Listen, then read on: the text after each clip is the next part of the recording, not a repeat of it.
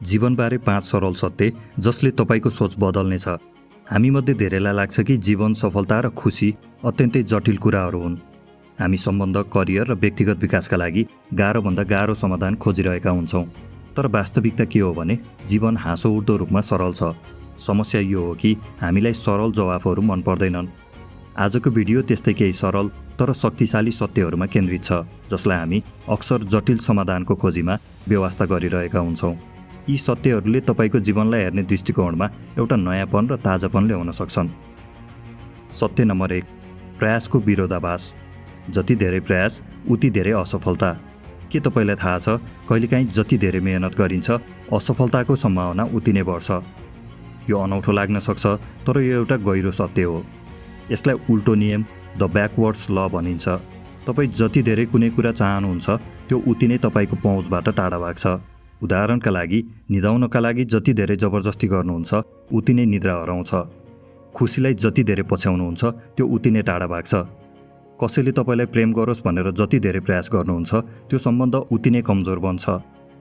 यो पानीमा तैरिन खोज्दा छिटो छिटो हातखुट्टा चलाए जस्तै हो, जसले तपाईलाई डुबाउने काम मात्र गर्छ।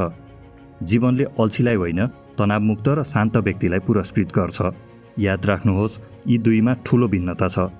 यसको अर्थ हो, काम गर्नुहोस् तर परिणामसँग टाँसिएर नबस्नुहोस्। रचनात्मक काम होस् वा व्यक्तिगत सम्बन्ध, लगाव बिनाको प्रयासले नै अन्ततः सफलता दिलाउँछ। नम्बर 2, खुसीको पासो। जति धेरै खोज्यो उति धेरै टाढा। The happiness trap. हामी सबै खुसी हुन चाहन्छौँ, तर खुसीलाई सिधै समात्न सकिँदैन। यो एउटा बिरालो जस्तै हो। जब तपाईँ त्यसलाई बेवास्ता गर्नुहुन्छ त्यो आफै तपाईँको काखमा आएर बस्छ। हामी सोच्छौँ, जब मैले त्यो जागिर पाउँछु तब म खुसी हुनेछु, वा जब मैले त्यो घर किन्नेछु तब म खुसी हुनेछु। तर यो एउटा पासो हो। वैज्ञानिकहरू यसलाई हेडोनिक ट्रेडमिल भन्छन्। यसको अर्थ हाम्रो खुसीको एउटा निश्चित स्तर हुन्छ। यदि तपाईँले चिट्ठा जित्नुभयो भने पनि 6 महिनापछि तपाईँ आफ्नो पुरानै खुसीको स्तरमा फर्कनुहुन्छ।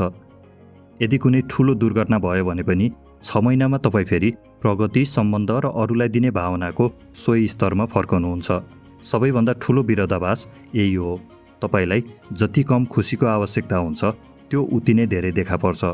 त्यसैले खुसीको पछि दौडनुको सट्टा अर्थपूर्ण काम, व्यक्तिगत विकास र योगदानमा ध्यान केन्द्रित गर्नुहोस्। खुसी आफै तपाईलाई खोज्दै आउनेछ। नम्बर 3, तपाईको दिमागको गोप्य रात्रि सिफ्ट। यो ब्रेन्स सिक्रेट नाइट सिफ्ट। के तपाईलाई थाहा छ, जब तपाईँ गहिरो निद्रामा हुनुहुन्छ तपाईको दिमागमा एउटा सफाई टोलीले रातभर काम गरिरहेको हुन्छ। यो कुनै कथा होइन, वैज्ञानिक सत्य हो। हाम्रो दिमागमा एक विशेष फोहोर हटाउने प्रणाली छ जसले दिनभर जम्मा भएका विषाक्त पदार्थहरूलाई सफा गर्छ। यो तपाईको विचारहरूको लागि एउटा डिसवासर जस्तै हो। अझ अचम्मको कुरा के छ भने यो सफाई प्रक्रियाका लागि ठाउँ बनाउन निद्राको समयमा हाम्रो मस्तिष्कका कोषहरू वास्तवमा खुम्चिन्छन्। यसले सेरेब्रो स्पाइनल फ्लुइडलाई बग्न र फोहोर सफा गर्न मद्दत गर्छ। एक रातको नराम्रो निद्राले पनि तपाईको दिमागमा मेटाबोलिक फोहोर छोड्छ। यो भनेको फोहोर अफिसमा काम गर्न खोज्नु जस्तै हो, जहाँ हरेक काम गर्न बढी मेहनत लाग्छ। स्मरण शक्तिदेखि रचनात्मकतासम्म हाम्रो हरेक मानसिक कार्यका लागि यो गोप्य जैविक प्रक्रिया महत्त्वपूर्ण छ।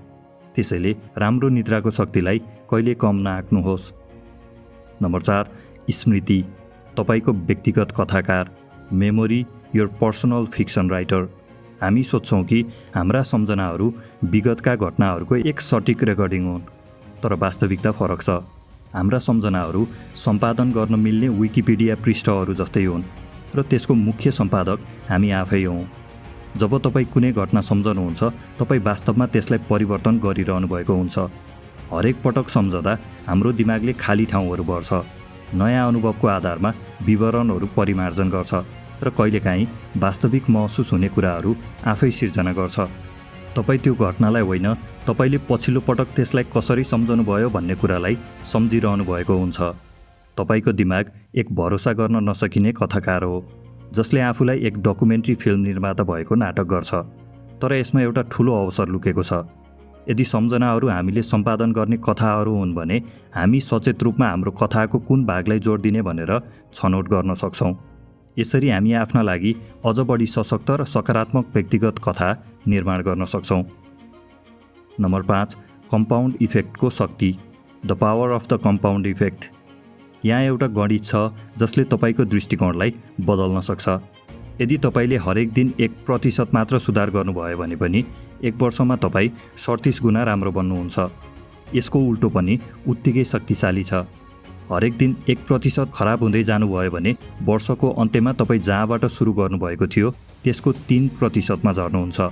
साना साना छनौटहरूले समयसँगै ठुला ठुला परिणामहरू सिर्जना गर्छन्। समस्या के हो भने हामी एक दिनमा के गर्न सकिन्छ भनेर बढी आकलन गर्छौँ, तर 1 वर्षमा के गर्न सकिन्छ भनेर धेरै कम आकलन गर्छौँ। हरेक दिन 10 पृष्ठ पढ्नु भनेको वर्षमा 12वटा किताब पढ्नु हो। हरेक दिन $5 बचाउनु भनेको वर्षमा $1825 जम्मा गर्नु हो। हरेक दिन 15 मिनट व्यायाम गर्नु भनेको 1 वर्षमा पूर्ण रूपमा बदलिएको शरीर पाउनु हो। यसको रहस्य प्रेरणा वा इच्छा शक्ति होइन, गणित हो। ठुला लक्ष्यहरूमा मात्र होइन, निरन्तर प्रणालीमा ध्यान केन्द्रित गर्नुहोस्। जस्तै आज एक स्वस्थ खाना खाने, 1 पृष्ठ पढ्ने। बाँकी काम कम्पाउन्ड इफेक्टले आफै गर्छ। त्यसैले आजको भिडियो निष्कर्ष हो, जीवन भनेको आफूलाई खोज्नु होइन, बरु आफूलाई सिर्जना गर्नु हो। तपाईँ हरेक दिनका साना छनौटहरू र बानीहरू मार्फत आफ्नो भाग्य निर्माण गर्दै हुनुहुन्छ। यी सबै सत्यहरू एक आपसमा जोडिएका छन्। जीवनका विरोधाभासहरूले तपाईँलाई सन्तुलन सिकाउँछन्। तपाईँको दिमागले गर्ने पक्षपातले तपाईँलाई विनम्रता सिकाउँछ र कम्पाउन्ड इफेक्टले तपाईँलाई शक्ति दिन्छ। यी सत्यहरूले कुनै छेडिक जादुई सूत्र दिँदैनन्, तर अगाडिको यात्राका लागि एउटा सरल नक्सा प्रदान गर्छन्। जीवनको अन्तिम चिटकोडलाई 3 सरल बुँदामा समेट्न सकिन्छ। नम्बर 1, तपाईँले नियन्त्रण गर्न नसक्ने कुराहरूलाई स्वीकार गर्नुहोस्। नम्बर 2, तपाईँले नियन्त्रण गर्न सक्ने कुराहरूमा निपुणता हासिल गर्नुहोस्। तपाईँका कार्यहरू र प्रक्रियाहरूलाई आफ्नो लगाम लगाउनुहोस्। र नम्बर 3, हरेक दिन साना साना सुधारहरूलाई निरन्तरता दिनुहोस्। आज तपाईँले आफ्नो जीवनमा कुन चाहिँ 1% सुधार लागू गर्नुहुन्छ, कमेन्ट गर्नुहोला। र यदि तपाईँ यस्तै गहिरो सत्यवादी र नैतिक ज्ञानहरू हरेक पटक तपाईँको हृदयमा पुर्याउन चाहनुहुन्छ भने हाम्रो च्यानल सक्सेस मन्त्र नेपाललाई सब्स्क्राइब गर्नुहोला। यहाँका हरेक शब्दले केवल ज्ञान मात्र प्रदान गर्दैनन्, तपाईँलाई रूपान्तरण हुन बाध्य पार्नेछन्। तपाईँमा आउने सकारात्मक परिवर्तन नै हाम्रो सबैभन्दा ठुलो विजय हो। तपाईँको बाँकी पल सुखमय रहोस्।